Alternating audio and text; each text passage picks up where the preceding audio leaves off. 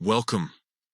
Today, we're diving into the latest update on Instagram that allows you to easily access your notifications page right from your PC. If you've ever missed an important update while browsing, this guide is for you. Let's get started.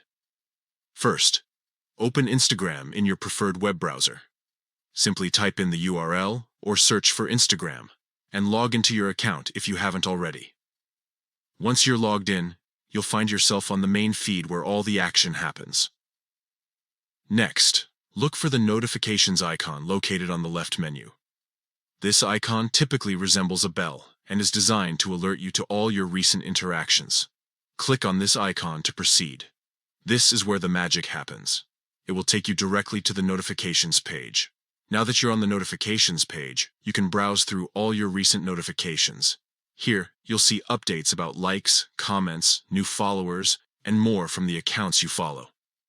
This feature ensures that you stay connected with your friends and favorite creators without having to check your phone constantly. With these simple steps, you've successfully opened the notifications page on Instagram using your PC.